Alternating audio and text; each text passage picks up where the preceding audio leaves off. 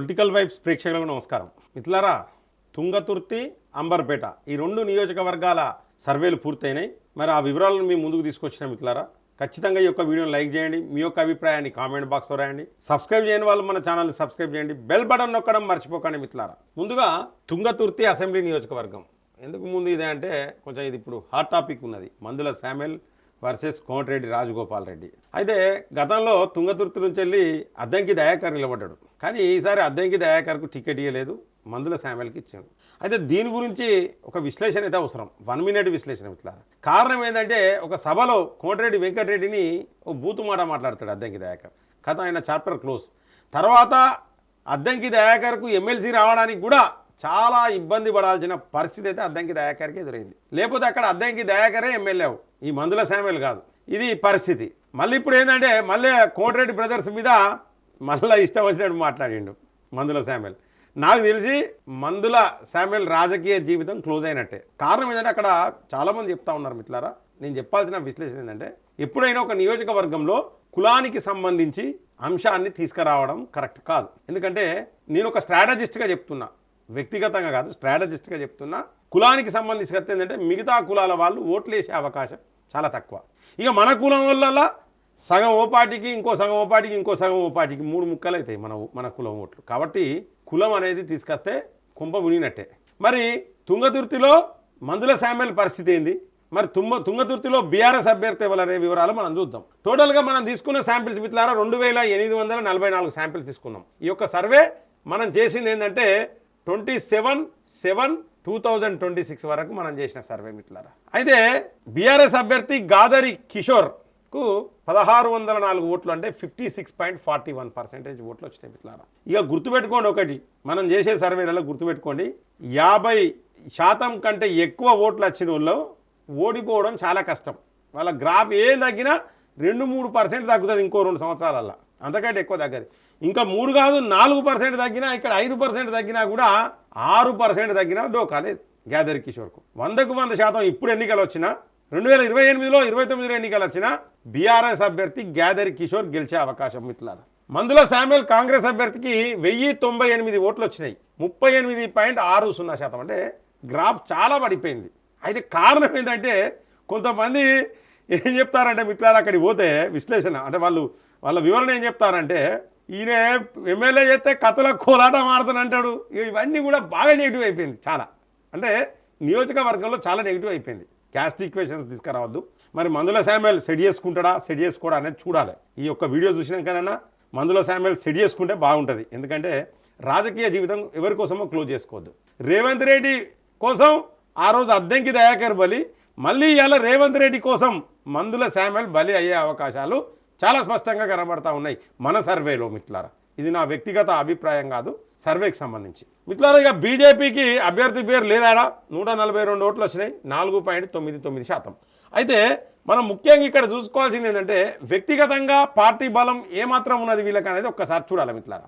బీఆర్ఎస్కు సంబంధించి 1604 ఓట్లు గాదరి కిషోర్కి వస్తే, బీఆర్ఎస్ పార్టీకి వస్తే, అందులో వ్యక్తిగతంగా గాదరి కిషోర్కు 822 ఓట్లు, అంటే 51.27%. అంటే గాదరి కిషోర్కు వ్యక్తిగతంగా చాలా మంచి పేరు ఉన్నది. తర్వాత కేసీఆర్ పేరు, బీఆర్ఎస్ పేరు చెప్పేటోళ్ళు 48.73% ఉన్నారు మిత్రులారా. అంటే ఇక్కడ దాదాపు పార్టీ బలం కంటే ఓ 2% ఎక్కువ బలమే వ్యక్తిగతంగా గాదరి కిషోర్కు ఉన్నది.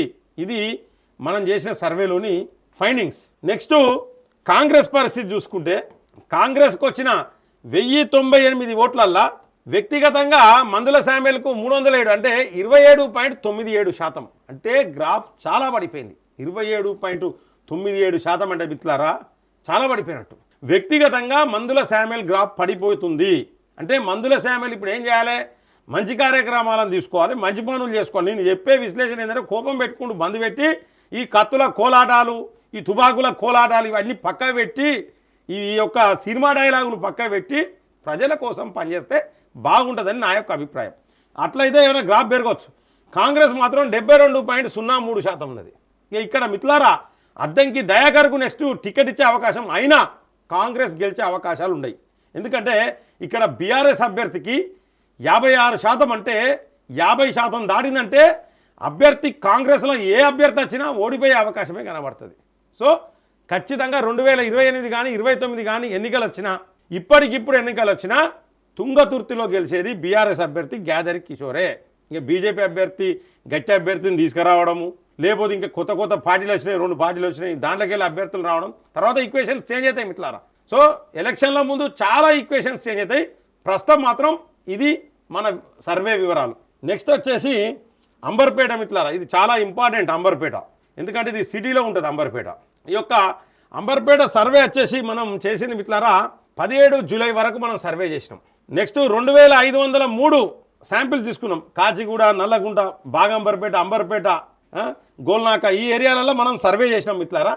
అయితే ఇక్కడ వచ్చేసి కిషన్ రెడ్డి అభ్యర్థిని కొంతమంది చెప్తారు, కొంతమంది కిషన్ రెడ్డి ఈసారి అక్కడ నిలబడడు అని మరికొంతమంది చెప్తా ఉన్నారు మిత్రులారా. అంటే బీజేపీకి కిషన్ రెడ్డి ఎందుకు నిలబడడం అని చెప్తానంటే, కిషన్ రెడ్డి నిలబడితే ఓడిపోతే రాజకీయ జీవితం దెబ్బతింటుంది. అదే కిషన్ రెడ్డి కనుక ఎంపీగా ఖచ్చితంగా మళ్ళా గెలుతాడు, మళ్ళా కేంద్ర మంత్రి అవుతాడని చెప్తాను. బీజేపీ నుంచి వెళ్ళి కిషన్ రెడ్డి క్యాండిడేట్ అని కొంతమంది చెప్తా ఉన్నారు. సో మనం కిషన్ రెడ్డిని పెట్టుకునే చేసినాం. ఇంకా వేరే అభ్యర్థి అయితే బీఆర్ఎస్కు మెజార్టీ ఎక్కువ పెరిగేటట్టున్నది ఇక్కడ. అయితే ఇక్కడ బీఆర్ఎస్ నుంచి వెళ్ళి కాలేరు వెంకటేష్ అడ్వకేట్ అయినా, సో కాలేరు వెంకటేష్ నిలబడే అవకాశం. ఇక్కడ వచ్చేసి మనం తీసుకున్న శాంపిల్స్ వచ్చేసి మిత్రులారా టోటల్గా 2503 శాంపిల్స్ తీసుకున్నాం. ఇందులో కిషన్ రెడ్డి గారికి 1003 శాంపిల్స్ వచ్చినాయి, అంటే 40.06%. ఇక్కడ బీజేపీ ఉన్నది మిత్రులారా, 2వ ప్లేస్లో బీజేపీ ఉన్నది ఇక్కడ. అయితే కాలేరు వెంకటేష్కు 1159, 46.30%. ఇక్కడ బీఆర్ఎస్ అభ్యర్థికి. కాంగ్రెస్ అభ్యర్థికి మిత్రులారా పేరు చెప్తలేరు, ఇక కాంగ్రెస్ కొత్తోళ్ళు రావాలంటారు. అక్కడ ఉన్నాయి మరి హనుమంతన్ననే నిలబడాలి, ఎంత వయసు అయినా హనుమంతరావు నిలబడాల్సిందే పరిస్థితి. ఆడ కాంగ్రెస్కు దిక్కు దిశ లేదు. 341 ఓట్లు, 13.64% వచ్చింది, చాలా తక్కువ కాంగ్రెస్ అక్కడ. ఇక్కడ సర్వే చేసినప్పుడు కొంత ముస్లిం ఓట్లు బీఆర్ఎస్ వైపు మొగ్గు చూపుతా ఉన్నారు మిత్రులారా. అసలు చాలా వండర్ అనిపించింది నాకు, ఎందుకంటే జనరల్గా మేము ఏమి ఎక్స్పెక్ట్ చేసినామంటే ముస్లిం ఓట్లు పూర్తిగా కాంగ్రెస్ పోతాయి అనుకున్నాం, కానీ ముస్లిం ఓట్లు ఇక్కడ ఇప్పుడు బీఆర్ఎస్ వైపు, గతంలో మాత్రం కాంగ్రెస్ వైపు చెప్పారు అక్కడ ముస్లిం ఓట్లు గతంలో సర్వే చేసినప్పుడు. సో ఇప్పుడు మాత్రం ముస్లింలు బీఆర్ఎస్ వైపు ఉన్నారు, కేసీఆర్ కావాలి, కారు కావాలంటారు. సో మరి ఇక్కడ మరి వీళ్ళ వ్యక్తిగతంగా ఎట్లున్నది అనేది కూడా మనం ఒకసారి వివరాలు చూద్దాం మిత్రులారా. వ్యక్తిగతంగా ముందుగా తీసుకునేది ఏంటంటే బీఆర్ఎస్కు సంబంధించి తీసుకుంటే వీళ్ళకి వచ్చిన శాంపిల్స్ 1159 శాంపిల్స్లల్లా బీఆర్ఎస్ కేసీఆర్ పేరు చెప్పేది 35.87%. అంటే సిటీలో కేసీఆర్ బీఆర్ఎస్ పేరు చెప్పేటోళ్ళ శాతం తక్కువ ఉన్నది. అదే ఊళ్ళలో పోతే రైతులు పెద్ద ఎత్తున మొత్తం బీఆర్ఎస్ కేసీఆర్ అంటారు, అక్కడ వ్యక్తిగతంగా తక్కువ చెప్తా ఉన్నారు. కేసీఆర్, కారు, బీఆర్ఎస్ అని చెప్తాను, అంటే సిటీలో మాత్రం తక్కువ ఉన్నది. నెక్స్ట్ వచ్చేసి పర్సనల్గా కాలేరు వెంకటేష్కు 64.13% ఉన్నది మిత్రులారా. అంటే కాలేరు వెంకటేష్కు మంచి పేరు ఉన్నది, ఏం లిటిగేషన్స్ కానీ కబ్జాలు ఇటువంటి పేరైతే ఎక్కడ చెప్పలే, మనకు సర్వేలలో చెప్పలే. సో ఏది ఏమైనప్పటికీ ఇక్కడ బీఆర్ఎస్ఏ ఎక్కువ ఉన్నది. సో బీఆర్ఎస్ ఇప్పటికిప్పుడు ఎన్నికలు వస్తే ఖచ్చితంగా బీఆర్ఎస్ అభ్యర్థి కాలేరు వెంకటేష్ గెలిచే అవకాశం. కిషన్ రెడ్డి నిలబడే అవకాశాలు చాలా తక్కువనే మిత్రులారా. చాలామంది కిషన్ రెడ్డి నిలబడే అవకాశాలు లేవు అనే చెప్తా ఉన్నారు. అంటే అక్కడ క్యాండిడేట్ కావాలి, కొత్త క్యాండిడేట్ కావాలి బీజేపీకి, ఎందుకంటే కిషన్ రెడ్డి ఖచ్చితంగా మళ్ళీ ఎంపీగానే నిలబడతాడు, 100% మళ్ళీ కేంద్ర మంత్రి అవుతాడని చెప్తా ఉన్నారు అక్కడ చాలామంది. కాబట్టి ఇది పరిస్థితి, ఎందుకంటే ఒకవేళ ఇక్కడ ఎమ్మెల్యేగా నిలబడి ఓడిపోయిందంటే పరిస్థితి దారుణంగా ఉంటుంది, ఆయన కేంద్ర మంత్రి పదవి ఉండే అవకాశం ఉండదు. కాబట్టి స్ట్రాటజీ ప్రకారం కూడా కిషన్ రెడ్డి ఎంపీగా నిలబడే అవకాశమే స్పష్టంగా కనబడతా ఉన్నది. ఇక ఇది పరిస్థితి, ఇది అంబర్పేట పరిస్థితి మిత్రులారా. సో మరి మొత్తానికైతే ఈ అంబర్పేటలో నెక్స్ట్ బీజేపీ క్యాండిడేట్కి సంబంధించిన వ్యక్తిగతంగా ఎత్తున్నది అనేది చూద్దాం. బీజేపీ క్యాండిడేట్కి వచ్చినాయి ఏంటంటే 1003 శాంపిల్స్ వచ్చినాయి మిత్రులారా. ఇక్కడ బీజేపీ నరేంద్ర మోడీ పేరు చెప్పేటోళ్ళు 57.99%, అంటే దగ్గర 58% ఉన్నారు మిత్రులారా. సిటీకి పోయేసరికి కేసీఆర్ పేరు కంటే నరేంద్ర మోడీ పేరు ఎక్కువ వినబడతాను మిత్రులారా సిటీలలో. అంటే మోడీయే రావాలి, మోడీ బీజేపీ రావాలని చెప్పేటోళ్ళ సంఖ్య. మిగతా 58 పోతే 42% కిషన్ రెడ్డి పేరు, అంటే కిషన్ రెడ్డి పేరు కొంతమంది చెప్పారు, కొంతమంది పాత క్యాండిడేట్ పేరు చెప్పారు. సో కిషన్ రెడ్డి నిలబడే అవకాశాలు కూడా తక్కువనే కూడా కొంతమంది చెప్పారు. అంటే సిటీలో నరేంద్ర మోడీ పేరు ఎక్కువ చెప్తా ఉన్నారు, అదే గ్రామీణ ప్రాంతాలలో కేసీఆర్, కారు గుర్తు, బీఆర్ఎస్ పేరు చెప్తా ఉన్నారు. సో మరి ఏది ఏమైనప్పటికీ అంబర్పేటలో బీఆర్ఎస్ అభ్యర్థి కాలేరు వెంకటేష్ గెలిచే అవకాశం కనబడతా ఉన్నది. తుంగతుర్తిలో గ్యాదరి కిషోర్ గెలిచే అవకాశం ఉన్నది. మందుల శామ్యుల్కు బిగ్ షాక్ అని చెప్పొచ్చు. ఎందుకంటే వ్యక్తిగతంగా గ్రాఫ్ చాలా తగ్గింది. అక్కడ రెండో ప్లేస్లో కాంగ్రెస్ మందుల శామ్యుల్ ఉన్నాడు తుంగతుర్తిలో. అంబర్పేటలో రెండో ప్లేస్లో భారతీయ జనతా పార్టీ ఉన్నది మిత్రులారా. సో మరి ఈ యొక్క విశ్లేషణ మీకు నచ్చినట్లయితే, ఈ యొక్క సర్వే మీకు నచ్చినట్లయితే ఖచ్చితంగా లైక్ చేయండి. ఇంకా తుంగతుర్తిలో అంబర్పేటలో క్యాండిడేట్స్ ఎవరు నిలబడే అవకాశం ఉన్నది, ఎవరికి టికెట్లు వచ్చే అవకాశం ఉన్నది, ఎవరు గెలిచే అవకాశం ఉన్నది, మీ మనసులో ఏమున్నది అనేది కూడా ఖచ్చితంగా కామెంట్ బాక్స్లో రాయండి. 10 మందికి షేర్ చేయండి. సబ్స్క్రైబ్ చేయని వాళ్ళు మన ఛానల్ సబ్స్క్రైబ్ చేయండి. బెల్ బటన్ నొక్కడం మర్చిపోకండి మిత్రులారా. జై హింద్, జై భారత్.